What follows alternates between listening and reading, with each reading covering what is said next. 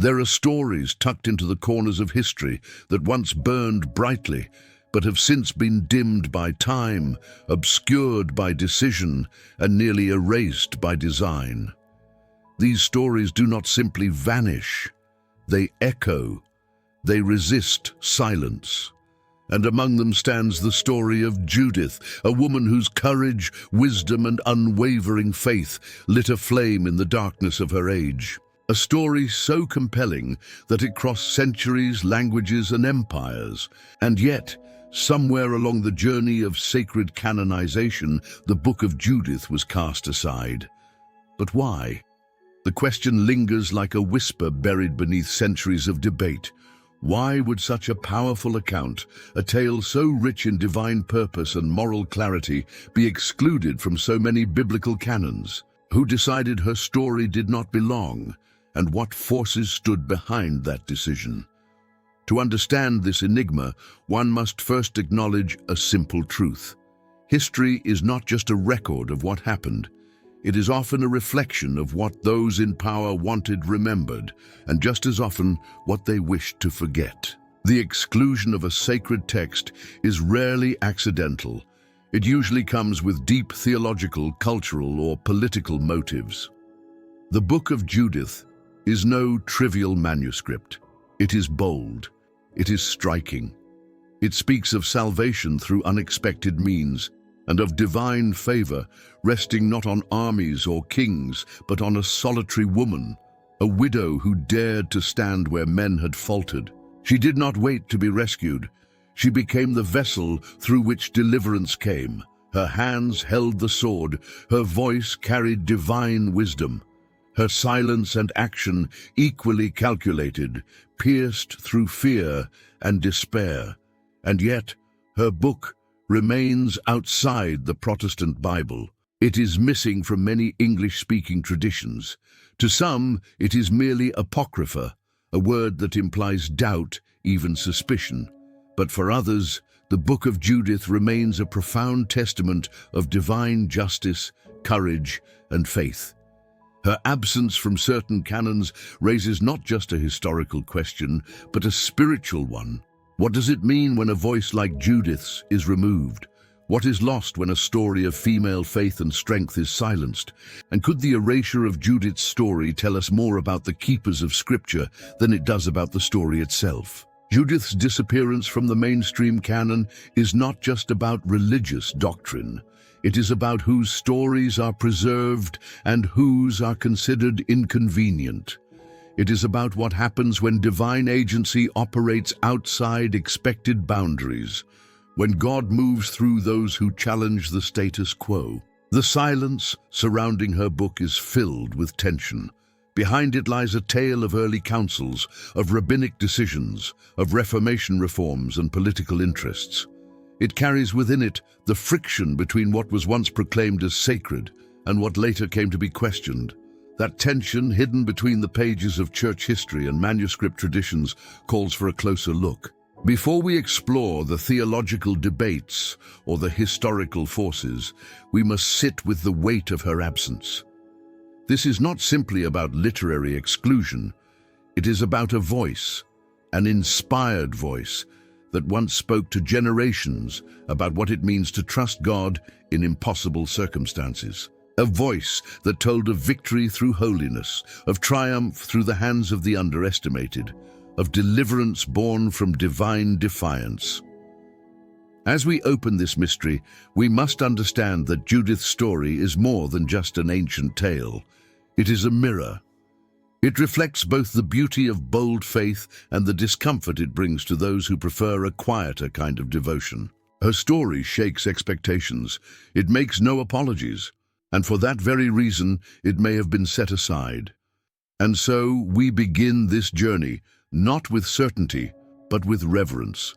We step into a space between history and faith, asking not just what happened to the Book of Judith, but what it means for all of us that it was hidden for so long. What truths were veiled when her story was shelved?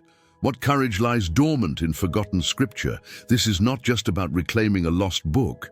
It is about reawakening a testimony of divine courage.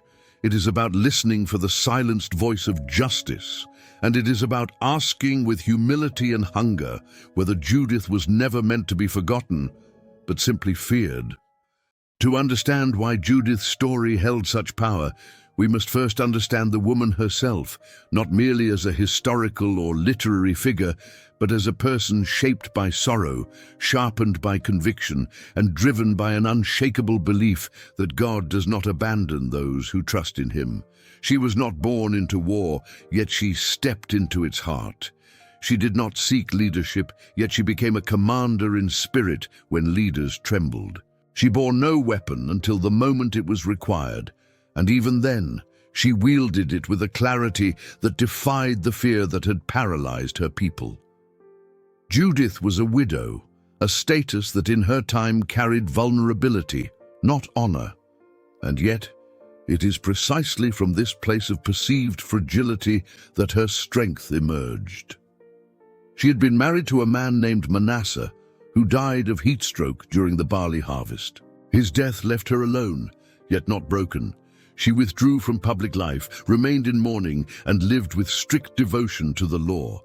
Her home, according to the text, was on the roof of her house, a place of solitude and prayer. There, she fasted regularly and wore sackcloth, waiting not for man or circumstance to define her next steps, but for the direction of God. Her name, Judith, means Jewess, or woman of Judea, linking her not just to a family or a household, but to an entire people. Her identity was national, spiritual, and prophetic. In a time when the Assyrian general Holofernes was sweeping through the lands with a brutal campaign of terror, Judith watched as her city, Bethulia, stood on the edge of collapse. The enemy had surrounded the town, cutting off its water supply and threatening to crush the last spark of resistance left in Israel. What makes Judith remarkable is not only what she did, but when she did it. The leaders of the city had begun to despair. The high priest and the elders contemplated surrender. They gave God a deadline, promising to hold out for 5 more days before giving up. This gesture, while clothed in religious language, exposed their weariness. It was not a bold act of faith. It was an ultimatum wrapped in prayer. And it was in that moment, when leaders hesitated, when the people groaned with thirst, when hope dwindled into ritual, that Judith stood. She requested a private audience with the elders, and in that quiet confrontation, she did not scream, she did not weep. She spoke with unwavering clarity. She reminded them that they had no authority to test God or limit his power to a schedule. She declared that deliverance would come, not by chance, not by sword, but through a divine plan they had yet to imagine. Then she asked for their blessing, not for glory, but for secrecy. She would leave the city under the cover of night. She would walk into the heart of the enemy's camp, and she would do so alone. The courage of this decision cannot be overstated. Judith did not rely on force, on allies, or on hidden weapons. She prepared herself not like a warrior, but like a bride. She bathed, dressed in fine garments, and adorned herself with perfume and jewelry. Her outward appearance was not meant to seduce for pleasure, but to disarm and distract, to make Holofernes see her not as a threat, but as an opportunity. She was stepping into a place where her life would hang by a thread, not for personal gain, but for the salvation of her people. She entered the Assyrian camp with her servant, claiming to have fled the doomed city and to possess divine knowledge of how to help Holofernes conquer Israel. The general, curious and intrigued, welcomed her into his tent. Over the next several days, Judith moved through the camp with calm precision. She watched. She waited. She let herself be underestimated. And all the while, she never compromised her values. She ate only what she brought with her. She did not drink with the soldiers. She did not break the laws of her people, even in enemy territory. Then came the pivotal night. Holofernes, proud and drunk from his own sense of power, invited Judith once more to his private tent. He drank heavily. He intended perhaps to conquer her body as he had conquered so many cities. But Judith, aware of the moment that had finally come, remained patient. When he collapsed in a stupor, she took his own sword from its place, approached the bed where he lay, and prayed, not for mercy, but for strength. She then raised the blade and struck twice, severing his head from his body. It was a clean act, swift and deliberate. She wrapped the severed head in cloth and returned to Bethulia under the cover of darkness. The next morning, the sight of Holofernes' lifeless head sent shockwaves through both camps. The Assyrians fell into confusion and retreat, believing a divine force had undone them. The Israelites surged with courage. What armies and strategies had failed to accomplish, Judith had done alone, with faith, wisdom, and timing. This was not just an act of military brilliance, it was a theological declaration. It proclaimed that God's salvation could come through unexpected vessels, that women could be the agents of divine intervention, and that faith, when lived boldly, could shift the course of history. After the victory, Judith did not seize power. She did not demand a throne or declare herself judge. She returned to her life of devotion, wealth, and prayer. The people celebrated her, and she led them in a hymn of praise, a song as powerful as any psalm, honoring the God who had lifted the lowly to triumph over the proud. Her prayer echoes with the same reverence found in Psalm 1 verse 2, which speaks of the one who delights in the law of the Lord and meditates on it day and night. What makes Judith's story unforgettable is not just what she accomplished, but how she did it. She turned every limitation into a strength. Her widowhood became a mantle of humility. Her beauty became a weapon of justice. Her silence became strategy. Her devotion became a shield. And in doing so, she stepped into a space few dared to enter. Not only the tent of the enemy, but the memory of sacred history. Yet not everyone who heard her story responded with admiration. For some, Judith represented a challenge to established roles, a disruption of patriarchal expectations, and a reminder that divine authority does not always move through official channels.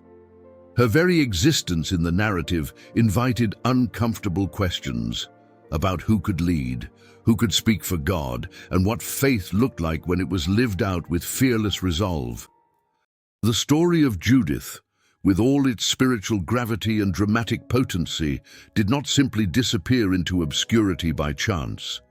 Its absence from many modern Bibles is the result of a long, layered process in which religious leaders, theologians, and scribes made deliberate choices about what would be regarded as sacred and what would be cast aside. These decisions were not always based on the spiritual depth or moral clarity of a text, but often influenced by political climates, evolving theological priorities, and the shifting sands of institutional authority. The Book of Judith became a casualty not of irrelevance, but of controversy. To begin unraveling this complexity, one must understand the world into which Judith's story was born, and the libraries from which it was eventually removed. The earliest known form of the Book of Judith was written in Hebrew, but that original version no longer exists. What survives is a Greek translation found in the Septuagint, a collection of Jewish scriptures translated in Alexandria between the 3rd and 2nd centuries before Christ. This translation became deeply influential, especially in early Christian communities, many of which did not speak or read Hebrew. For these believers, the Septuagint was not a secondary source, it was scripture. In the Septuagint, Judith sat comfortably among the books of wisdom, history, and prophecy. Her story was revered, read aloud in worship, and cited in the same breath as more universally accepted texts. Early church fathers, such as Clement of Rome and Origen, referenced her with authority, seeing her not as a curiosity, but as a model of divine faithfulness. She appeared in sermons and letters, invoked as a symbol of courage and righteousness. In these circles, Judith was not controversial. She was inspiring. Yet as the centuries turned, the question of canon, The official list of books considered divinely inspired grew more urgent and contested. Judaism, especially after the destruction of the Second Temple in 70 AD, began to refine and protect its identity with greater intensity. Around the end of the 1st century, Jewish scholars began closing their canon with a preference for texts originally written in Hebrew or Aramaic, favoring those that had deep roots in Palestinian tradition. Because Judith survived only in Greek and likely circulated more widely in diasporic communities, it was excluded from the Jewish canon. This did not mean the story was without value, but simply that it did not meet the emerging criteria for scriptural authority within a rapidly solidifying Jewish identity. For early Christians, however, the Septuagint remained their Bible. It was the version most often quoted by the apostles and used in the early churches spread throughout the Roman Empire. Judith remained part of this sacred corpus, even as questions arose about other texts as well. By the time of the 4th century, church leaders like Jerome, who translated the Bible into Latin in what became known as the Vulgate, wrestled openly with the question of which books belonged in the canon. Jerome acknowledged that Judith was not part of the Hebrew Bible, yet he still included it in his translation, and calling it part of the church tradition and suggesting that while it might not be canonical in the strictest sense, it held devotional and moral worth. Jerome's approach highlights a tension that would echo through the centuries, the difference between a book being considered inspired and a book being useful for teaching, devotion, or edification. For the Catholic Church and the Eastern Orthodox tradition, this distinction was not always rigid. Books like Judith, though disputed in some circles, were revered, used in liturgy, and cherished for their theological insight. Over time, these traditions affirmed Judith as part of their biblical canon, declaring its spiritual authority in various councils, including the Council of Rome in the 4th century and, more definitively, the Council of Trent in the 16th century. The Protestant Reformation, however, brought a new chapter to the controversy. Reformers like Martin Luther sought to return to what they viewed as the purity of Scripture, often equating authenticity with Hebrew origin. Influenced by the Jewish canon and skeptical of anything that lacked direct Old Testament Hebrew support, Luther and others categorized Judith among the apocrypha, books considered useful for reading but not for establishing doctrine. While he translated the Book of Judith into German and praised its themes, he did not place it on equal footing with the books of the Hebrew Bible. This decision, echoed by other reformers, shaped the structure of Protestant Bibles for centuries to come. The result of this shift was not merely academic, it redefined the landscape of Scripture for millions. What had once been proclaimed from pulpits and cherished in prayer became footnotes, appendices, or was removed entirely. In the English-speaking world, Bibles like the King James Version initially included Judith in a separate section, but later editions, especially those in Protestant contexts, omitted it altogether. A story that had guided saints, influenced theologians, and inspired resistance movements was now considered optional reading, valuable perhaps, but no longer binding. It is important to note that this marginalization was not based on a consensus that the book was dangerous or heretical. Rather, it was excluded based on criteria that were themselves under debate: language of origin, historical accuracy, alignment with known doctrines, and consistency with perceived canonical standards. Judith's absence in some traditions does not reflect her failure to convey truth or power. It reflects a moment in religious history when boundaries were being drawn, and when texts were judged not only by what they said, but by who endorsed them and where they came from. In traditions that retained Judith, her story continued to shape faith, liturgy, and imagination. Her prayer was read alongside the Psalms. Her courage was lifted up as a divine example. In the Catholic liturgical calendar, her victory has been remembered in readings, reflections, and devotions. And in the Eastern Orthodox tradition, she remains a symbol of righteous defiance and holy discernment. This divergence between traditions creates a kind of spiritual dissonance. The same story is embraced as scripture in one hand and dismissed as apocryphal in the other. This division raises profound questions about authority, tradition, and the human role in defining the sacred. It invites us to consider whether the absence of Judith from some Bibles is the result of divine will or institutional preference, and whether it is time to look again at what was left behind, not because it failed a test, but because it never got a fair hearing. When examining the exclusion of the Book of Judith through the lens of religious doctrine and canonical criteria, one can trace a relatively structured history of theological debate and ecclesiastical preference. However, behind these formal discussions, there lingers a deeper, more unsettling possibility, one that cannot be ignored when considering the broader context in which sacred texts were preserved, edited, and in some cases deliberately silenced. The question that arises is not merely whether Judith fit doctrinal standards, but whether she fit the expectations of a society deeply shaped by patriarchal norms and power structures that determined who could speak for God and in what manner that voice was allowed to resound. Judith, as a character and as a narrative symbol, stood in sharp defiance of the social order that governed most of ancient and medieval religious life. She was not only a woman, but a widow, a figure often associated with dependence, fragility, and social marginalization.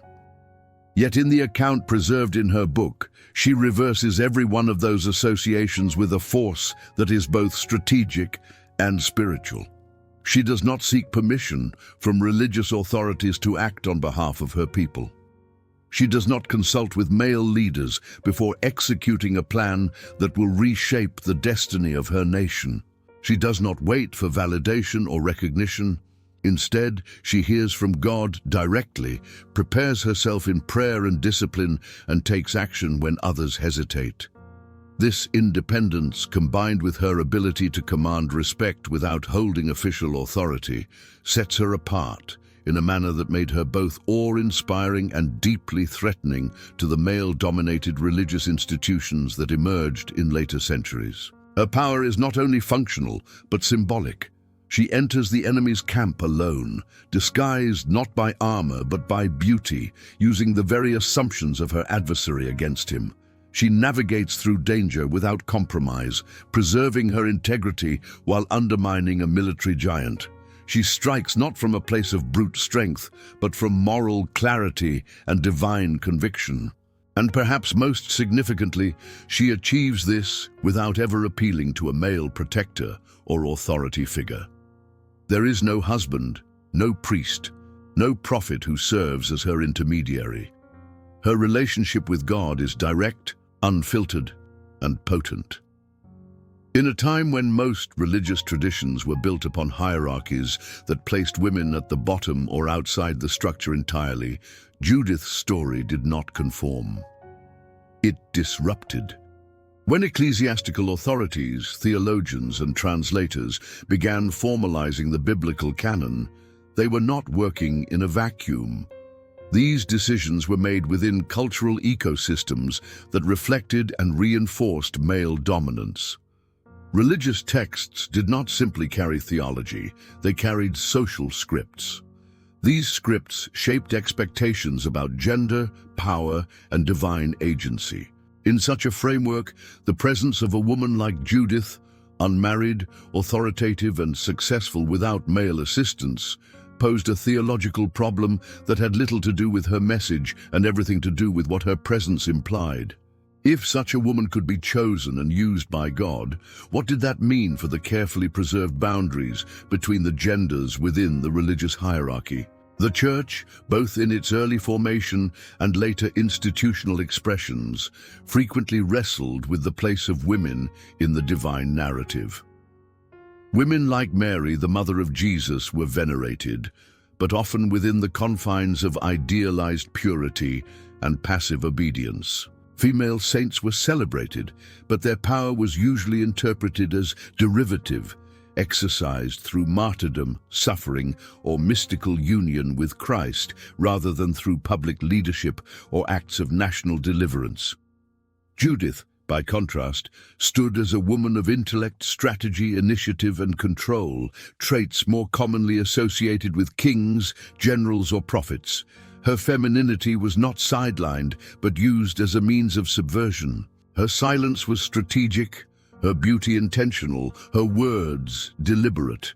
She embodied power without apology, and for many within male-governed religious circles, this embodiment was too provocative to endorse fully. It is crucial to recognize that religious institutions, like all institutions, are shaped by the people who lead them. These leaders bring with them assumptions, cultural, social, and theological, that influence how texts are read, which voices are amplified, and which are dismissed. In the case of Judith, the discomfort may have stemmed less from the content of her story and more from the implications of her success. If a woman, acting alone, could deliver an entire city and be declared righteous, where did that leave the carefully ordered systems of male authority, both religious and political? The marginalization of Judith may also reflect a broader pattern of how Scripture was curated to reinforce existing power dynamics. Canonical decisions were not simply matters of divine insight, but also of communal identity and institutional control. Stories that affirmed the existing order were preserved with zeal, while those that disrupted or complicated that order were viewed with caution or suspicion. In such a context, Judith's tale may have been seen as a narrative too risky to normalize, too radical to standardize, too empowering to promote widely. Even the structure of her book contributes to this unease. It places her not just as a heroine within a larger male-led framework, but as the central figure, the unchallenged protagonist, whose faithfulness results in military, spiritual, and national victory. She is not a supporting character. She is the axis upon which the story turns. And that centrality, offered to a woman without traditional credentials, was enough to make her presence a source of tension in generations where male dominance was not just cultural, but doctrinally defended. Judith's erasure, therefore, cannot be fully understood through textual criticism or historical reconstruction alone. It must also be viewed through the lens of gender politics, institutional insecurity, and the unease that arises when power is embodied in unexpected vessels. Her story may have been too bold, not in its theology, but in its implications. It raised questions that the custodians of Scripture were not prepared to answer. It illuminated possibilities that the gatekeepers of tradition were not willing to endorse. In this light, Judith becomes more than a historical mystery. She becomes a symbol of the silenced voice, a witness to the ways in which truth can be both revered and suppressed depending on who is doing the listening. Her marginalization reflects not a failure on her part, but a limitation within the structures that determined what was sacred, who could speak, and whose stories were worthy of being remembered. The story of Judith is not one that whispers gently into the ears of tradition. It is not a quiet tale of private devotion or passive obedience. It does not conform to the delicate patterns often associated with feminine piety in antiquity or the structured hierarchies of institutional religion. Instead, it thunders, it confronts, it forces its way into the collective imagination with an intensity that is as jarring as it is inspiring. Judith does not simply act with courage. She does so in ways that shatter expectations, dismantle stereotypes, and reframe the very definitions of holiness and virtue. Her journey begins with prayer and fasting, the outward signs of spiritual devotion that many would recognize as suitable for a woman of her status. But what follows is a sequence of decisions that stretches the boundaries of what faithfulness was supposed to look like. She deliberately conceals her true intent. She presents herself to the enemy not as a prophet or a warrior, but as a refugee claiming to offer betrayal in exchange for protection. Her strategy is built upon deception, yet her purpose is aligned with the will of God. She enters the enemy's domain, not by force, but by charm. She dresses not in mourning, but in beauty. She walks a tightrope between perceived seduction and actual sanctity, never compromising her inner purity while expertly exploiting the assumptions placed upon her. This balance between appearance and intention, between societal expectation and divine mission, unsettled generations of readers. In Judith, virtue is not passive. It is cunning. It is precise. It bends without breaking, adapts without losing its center. Her holiness is not expressed through withdrawal or silence, but through calculated risk and moral resolve. She operates in a space where obedience to God means stepping beyond the borders of traditional behavior, not to rebel for rebellion's sake, but to fulfill a higher justice that others had given up on. In doing so, Judith challenges one of the oldest frameworks in religious and social history, that women are to be seen as modest, obedient, and secondary participants in the spiritual and political realms. Her story confronts this construct not with protest, but with action.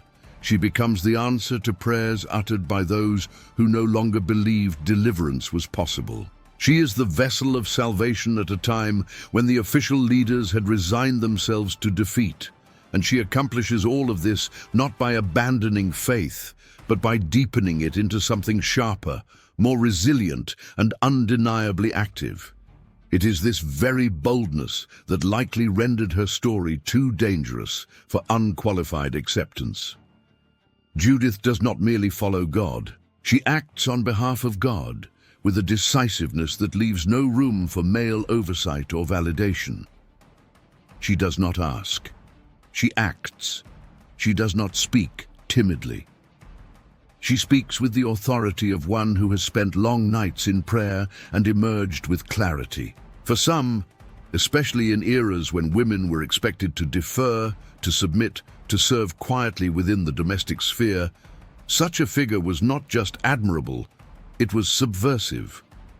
Her actions also cross lines that many religious traditions have drawn sharply. The use of deception, the employment of lethal force, the wielding of influence through aesthetics. These were not the tools expected of a righteous woman. And yet Judith uses them without apology, not for personal gain, but for the liberation of her people. She does not violate morality, she expands it. She shows that in times of grave injustice, holiness must not be confused with harmlessness. In her hands, faith becomes dangerous, not to righteousness, but to the systems and assumptions that tried to contain righteousness within safe and predictable forms. In this sense, Judith's story becomes an uncomfortable mirror. It reflects the fear that arises when faith is lived too freely, when courage becomes too competent, when a woman no longer waits for permission to do what God has already placed within her reach.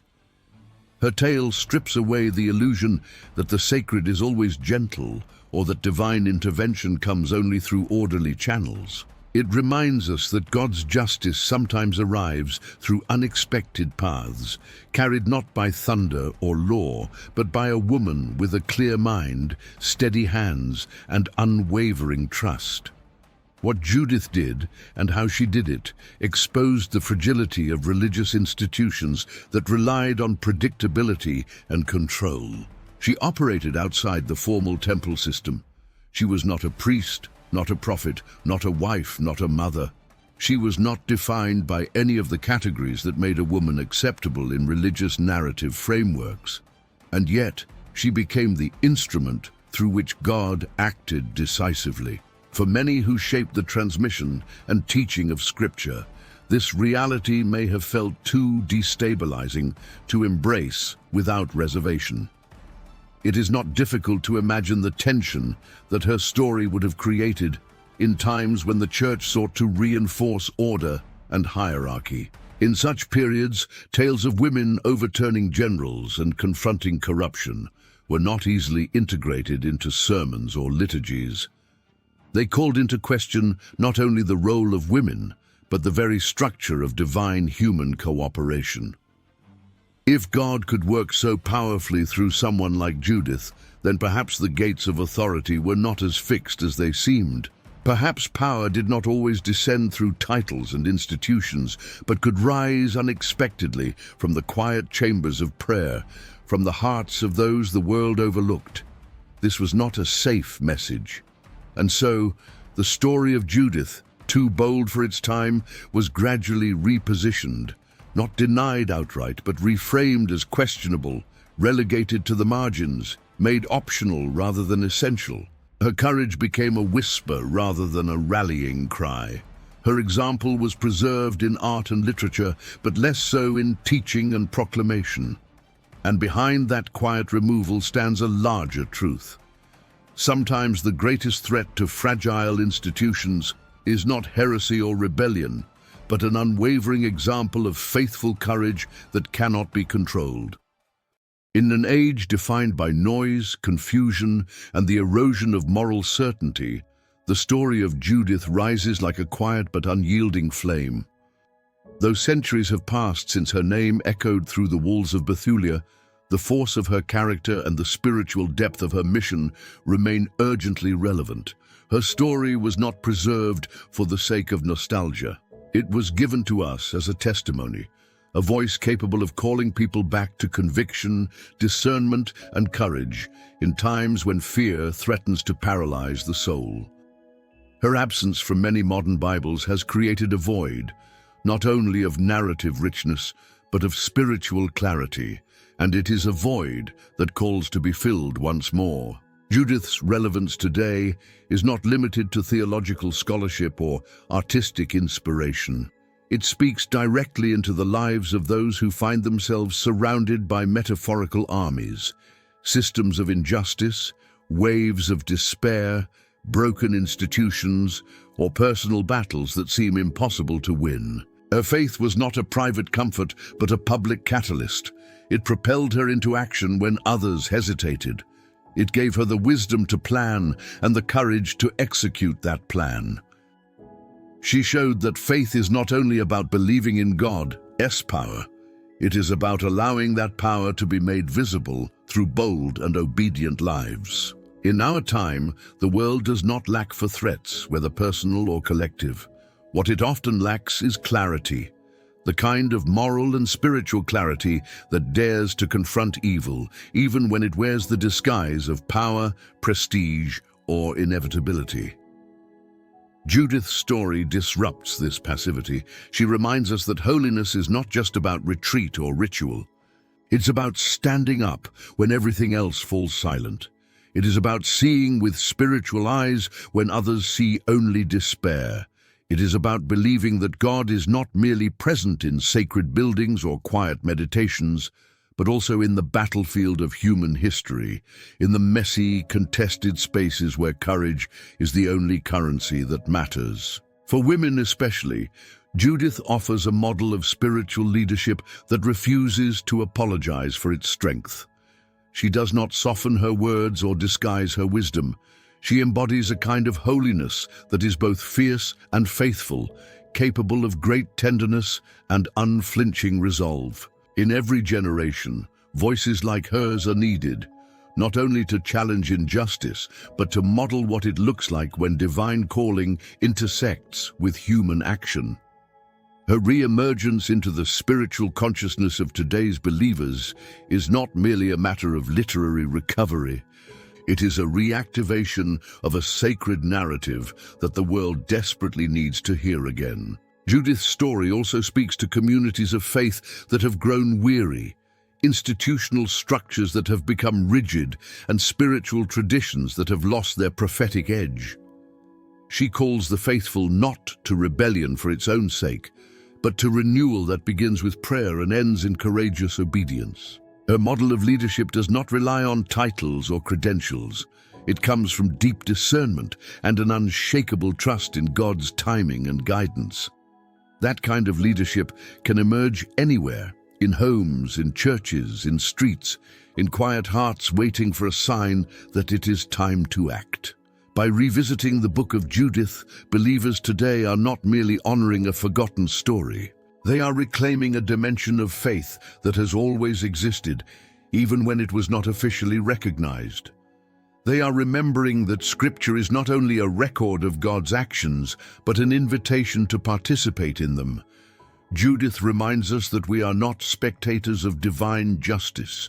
We are its vessels, its agents, its co-laborers. To restore her story is to restore the balance of sacred memory. It is to widen the lens through which we understand who God calls, how God moves, and where hope can rise. Her voice, once pushed to the edges, belongs again at the center, not as a challenge to truth, but as its reaffirmation, not as a replacement for other heroes of faith, but as their equal, not as a footnote, but as a full chapter in the living testimony of divine justice. If the story of Judith has stirred something in you, if her courage has inspired you, if her faith has challenged you, if her voice has made you long for a deeper, bolder walk with God, then let this not be the end of your journey with her. Let her story continue, not just in your memory, but in your choices. If you found this message meaningful, remember to subscribe to the channel so you never miss a video like this. Like the video to support the content and help it reach others. Leave a comment to share your thoughts or reflect on what stood out most to you. And most importantly, share this video with someone close to you, a friend, a family member, someone who might need the strength of Judith's story today. Her voice lived on through centuries of silence. Now it is your turn to carry it forward. Thank you for watching.